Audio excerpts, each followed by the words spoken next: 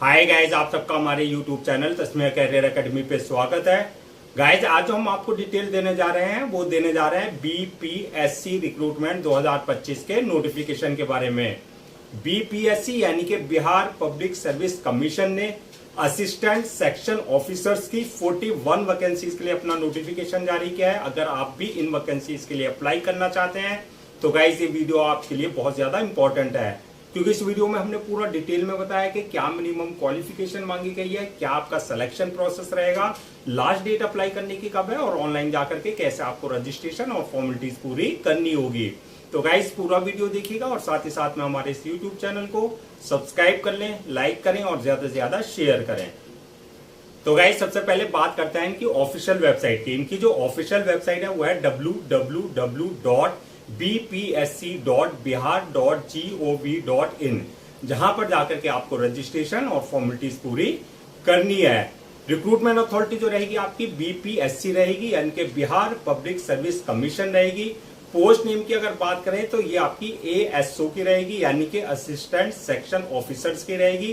Total vacancy जो है 41 vacancies के लिए अपना नोटिफिकेशन इन्होंने जारी किया है। जेंडर की अगर बात करें तो मेल एंड फीमेल, यानी कि man and women both can apply for these vacancies. Job location selection होने के बाद जो है आपकी बिहार पटना में जो है आपकी पोस्टिंग दी जाएगी। अप्लाई मोड की अगर बात करें तो आपका ऑनलाइन रहेगा, ऑफलाइन किसी तरह का कोई कम्युनिकेशन या कॉरेस्पॉन्डेंस नहीं किया जाएगा। रजिस्ट्रेशन जो स्टार्ट हो गए वो 29 मई 2025 और लास्ट डेट जो है रजिस्ट्रेशन की यानी कि अप्लाई करने की वो रहेगी आपकी 23 जून 2025। तो 29 मई 2025 से लेकर के 23 जून 2025 के बीच में आपको इनकी ऑफिशियल वेबसाइट पर जाकर के अपना रजिस्ट्रेशन और फॉर्मेलिटीज पूरी कर लेनी है। एग्जाम डेट की अगर हम बात करें तो इसमें एग्जाम डेट जो है अभी कोई अनाउंस नहीं की गई है, बाद में एग्जाम डेट जो है अनाउंस की जाएगी इनकी ऑफिशियल वेबसाइट पे। एडमिट कार्ड की अगर बात करें तो एडमिट कार्ड जो है आज जो भी एग्जाम डेट आएगी उससे एक हफ्ते पहले जो है इनका ऑफिशियल वेबसाइट से जो है अपना एडमिट कार्ड जो है डाउनलोड कर सकते हैं। नेक्स्ट बात करते हैं कि आपकी एप्लीकेशन फीस क्या रखी गई है। तो एप्लीकेशन फीस की अगर हम बात करें तो अगर आप जनरल, ओबीसी या ईडब्ल्यूएस या अदर्स स्टेट यानी कि बिहार के अलावा अदर किसी स्टेट से आते हैं तो आपके लिए एप्लीकेशन फीस 600 रुपए रखी गई है। और अगर आप एससी, एसटी, फीमेल इस कैटेगरी में अगर आप आते हैं तो आपके लिए एप्लीकेशन फीस 150 रखी गई है। और अगर आप फिजिकल हैंडीकैप कैटेगरी में आते हैं तो आपके लिए एप्लीकेशन फीस जो है 200 रुपए रखी गई है। पेमेंट मोड की अगर बात करें तो पेमेंट मोड आपका एप्लीकेशन फीस का ऑनलाइन रहेगा, यानी कि at the time of registration आप अपने debit card, credit card, net banking, UPI, IMPS या जो भी उनका पेमेंट गेटवे है उसके थ्रू जो है आप अपनी एप्लीकेशन फीस जो है डिपॉजिट कर सकते हैं। नेक्स्ट बात करते हैं कि आपका एलिजिबिलिटी क्राइटेरिया क्या मांगा गया है, यानी कि क्या मिनिमम एजुकेशनल क्वालिफिकेशन मांगी गई है। तो क्वालिफिकेशन की अगर बात करें तो bachelor degree in any discipline from recognised board और इंस्टीट्यूशन से, यानी कि आपके पास जो है ग्रेजुएशन की डिग्री होनी चाहिए। चाहे आप साइंस बैकग्राउंड से हैं, साइंस यानी कि बीएससी के है, चाहे आप कॉमर्स बैकग्राउंड से यानी कि बीकॉम के है, चाहे आप आर्ट्स बैकग्राउंड से यानी कि बीए के है। तो बीकॉम, बीए, बीएससी सबके लिए जो है ये जो है कैंडिडेट्स एलिजिबल हैं। एज लिमिट की अगर बात करें तो मिनिमम 21 साल और मैक्सिमम 37 साल रखी गई है। 21 और 37 के बीच में अगर आपकी एज है तो आप इन वैकेंसीज के लिए अप्लाई कर सकते हैं। Age relaxation as per government rules and regulations, जो रिजर्व कैटेगरीज वाले हैं जैसे एससी, एसटी, ओबीसी वगैरह उनको जो एज रिलैक्सेशन दिया जाता है वो प्रॉपर एज रिलैक्सेशन दिया जाएगा। नेक्स्ट बात करते हैं कि आपका सिलेक्शन प्रोसेस क्या रहेगा। तो सिलेक्शन प्रोसेस की अगर हम बात करें तो उसमें मल्टीपल स्टेजेस रहेंगी जो आपको क्लियर करनी होगी। तो सबसे पहली स्टेज जो रहेगी वो प्रीलिम्स यानी कि प्रिलिमिनरी एग्जामिनेशन की रहेगी जो आपको क्लियर करनी होगी, यानी कि जो प्रीलिम क्वालिफाई कर लेंगे फर्स्ट स्टेज, सेकंड स्टेज के लिए उनको कॉल किया जाएगा यानी कि परमिशन मिलेगी जो रहेगी आपकी मेंस एग्जामिनेशन के लिए, यानी कि सेकंड स्टेज जो होगी आपकी मेंस एग्जामिनेशन की होगी। और थर्ड स्टेज जो रहेगी जो मेंस एग्जाम क्लियर कर लेंगे डॉक्यूमेंट्स वेरिफिकेशन की, यानी कि at the time of registration जो आपने अपने डॉक्यूमेंट्स अपलोड किए वो सारे डॉक्यूमेंट्स आपके ओरिजिनल चेक किए जाएंगे यानी कि वेरीफाई किए जाएंगे। और लास्ट स्टेज होगी वो होगी मेडिकल एग्जामिनेशन की, यानी कि जिस पोस्ट के लिए आपने अप्लाई किया है उसके लिए देखा जाएगा कि आप फिजिकली और मेंटली पूरी तरीके से फिट हैं या नहीं है, यानी कि आप मेडिकली पूरी तरीके से फिट होने चाहिए। तो ये मल्टीपल स्टेजेस रहेंगी जो आपको क्लियर करनी होगी। अब बात कर लेते हैं जो आपका रिटर्न एग्जाम होगा उसका क्या आपका एग्जाम पैटर्न रहेगा, क्या उसका सिलेबस रहेगा। तो सबसे पहले हम बात करते हैं एग्जाम पैटर्न जो आपका प्रीलिम की होगा, यानी कि प्रिलिमिनरी एग्जामिनेशन जो होगा उसका एग्जाम पैटर्न की बात कर लेते हैं, उसके सिलेबस की बात कर लेते हैं। तो प्रीलिम जो होगा आपका, उसमें जो है आपका एक पेपर होगा जो कि आपके जनरल नॉलेज यानी कि जीके का आपका पेपर होगा। ये आपका एग्जाम जो है ऑफलाइन एग्जाम लिया जाएगा, यानी कि OMR शीट बेस्ड आपका एग्जाम होगा। ऑब्जेक्टिव टाइप पेपर क्वेश्चंस होंगे आपके, यानी कि MCQ type multiple choice questions होंगे। टोटल क्वेश्चन जो होंगे 150 क्वेश्चंस रहेंगे जो कि 150 ही मार्क्स के रहेंगे, यानी कि एक क्वेश्चन आपका 1 मार्क का रहेगा जो कि ऑब्जेक्टिव टाइप होंगे। टाइम जो दिया जाएगा पेपर को सॉल्व करने का वो टाइम 2 घंटे 15 मिनट का आपको टाइम दिया जाएगा।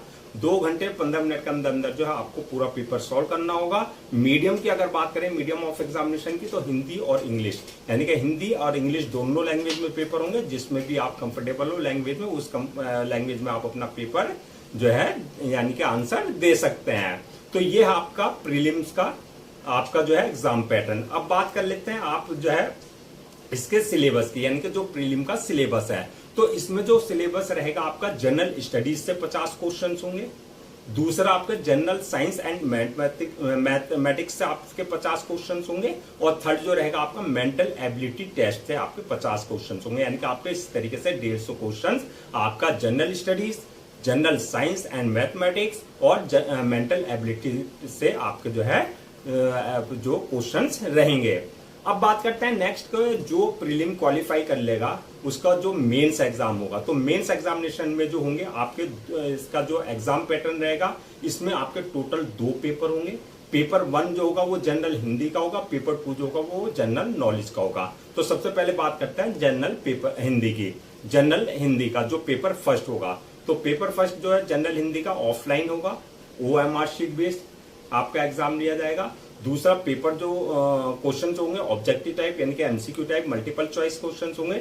टोटल क्वेश्चन जो होंगे 100 क्वेश्चन होंगे जो कि आपके 100 ही मार्क्स के रहेंगे। टाइम वही आपको 2 घंटे 15 मिनट का दिया जाएगा पेपर को सॉल्व करने का। मीडियम की अगर बात करें तो आपका हिंदी का पेपर रहेगा, तो हिंदी में ही आपके सारे क्वेश्चन रहेंगे और हिंदी में ही आपको आंसर देना होगा। सिलेबस की अगर बात करें तो इसमें आपका जो सिलेबस रहेगा वो आपकी 10th लेवल का जो आपके कोर्स है, जो बिहार बोर्ड का जो 10th लेवल का कोर्स होता है उस लेवल के आपसे जो है हिंदी के क्वेश्चंस आपसे पूछे जाएंगे, यानी कि हिंदी का जो पेपर है उस लेवल का आपके क्वेश्चंस पूछे जाएंगे। अब बात कर लेते हैं पेपर 2 की, यानी कि जो जनरल नॉलेज का रहेगा आपका, ये भी ऑफलाइन रहेगा, यानी कि OMR शीट बेस्ड आपसे जो है एग्जाम कंडक्ट किया जाएगा। ऑब्जेक्टिव टाइप क्वेश्चन होंगे, यानी कि वही MCQ type multiple choice question. Total question जो इसमें होंगे वो 150 क्वेश्चन से रहेंगे जो कि 150 ही मार्क्स के आपके रहेंगे। टाइम इसमें भी वही 2 घंटे 15 मिनट का दिया जाएगा। मीडियम की अगर बात करें तो इसमें जो है आपका मीडियम जो है इसमें दोनों टाइप का रह सकता है, या तो हिंदी या इंग्लिश जो है आपका दोनों टाइप का आपका जो है मीडियम रह सकता है। अब बात करते हैं कि आपका इसमें सिलेबस क्या रहेगा। तो सिलेबस की अगर बात करें तो ये आपका जनरल स्टडीज से 50 क्वेश्चंस होंगे। दूसरा जनरल साइंस एंड मैथमेटिक्स से 50 क्वेश्चंस होंगे और मेंटल एबिलिटी टेस्ट से जो है 50 क्वेश्चंस होंगे, यानी कि इस तरीके से आपके जो है 150 क्वेश्चंस आपसे जो है पूछे जाएंगे जो कि 150 ही मार्क्स के रहेंगे। तो ये आपका मेंस के दोनों पेपर के जो है एग्जाम पैटर्न और सिलेबस हैं।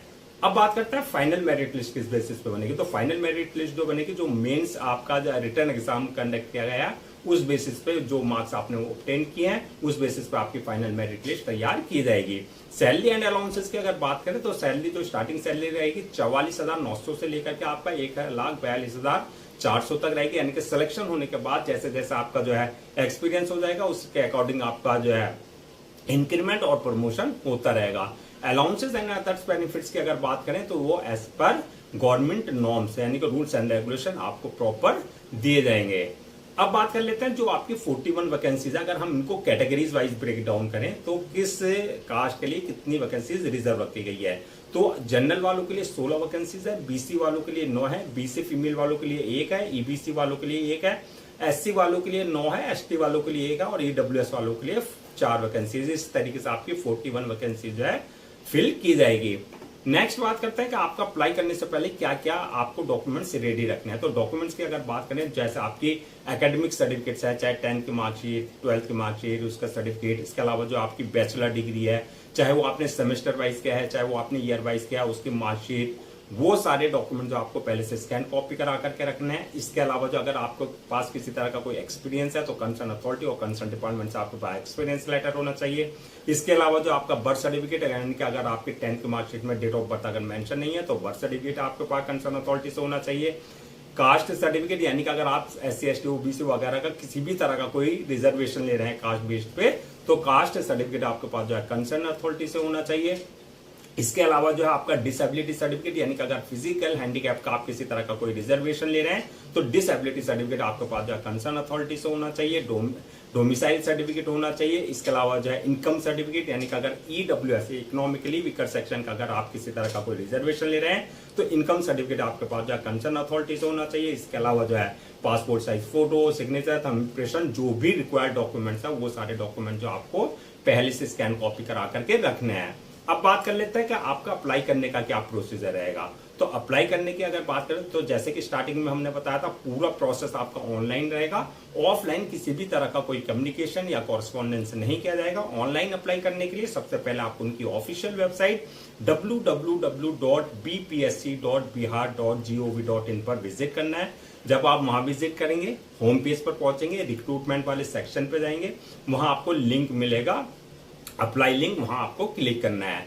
यहां पर इस बात का ध्यान देना, अगर आपने इनके पोर्टल पर अपने आपको पहले से रजिस्टर्ड नहीं करा रखा है तो आपको न्यू रजिस्ट्रेशन पर जाकर के अपनी personal details plus valid email ID और मोबाइल नंबर से अपने आपको रजिस्टर करा लेना है, जहां से आपके यूजर नेम पासवर्ड जनरेट हो जाएंगे जो कि आपके क्रेडेंशियल होंगे।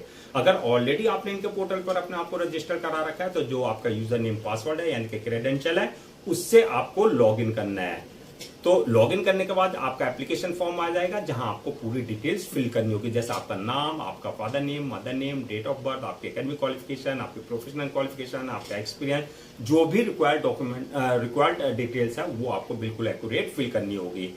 डिटेल्स फिल करने के बाद जो नेक्स्ट ऑप्शन आएगा आपके पास जो अपलोड योर डॉक्यूमेंट्स का, यानी कि जो आपके डॉक्यूमेंट्स है, चाहे वो एकेडमिक है, चाहे वो प्रोफेशनल है, जो आपके सर्टिफिकेट्स हैं, वो सारे डॉक्यूमेंट जो है आपको अपलोड करने होंगे। इसके साथ साथ जो है passport size photo, signature, thumb impression वगैरह जो भी रिक्वायर्ड है वो आपको उनके प्रेस्क्राइब्ड फॉर्मेट यानी कि डायमेंशन के हिसाब से आपको सारे डॉक्यूमेंट्स अपलोड करने होंगे। डॉक्यूमेंट्स अपलोड करने के बाद जो है नेक्स्ट ऑप्शन आएगा आपका पेमेंट का, यानी कि जो आपकी एप्लीकेशन फीस है वो आपको अपनी कैटेगरी के अकॉर्डिंग अपने debit card, credit card, net banking, UPI, IMPS या जो भी पेमेंट गेटवे वहां पर है उसके थ्रू जो आप अपनी एप्लीकेशन फीस जो है डिपोजिट कर सकते हैं।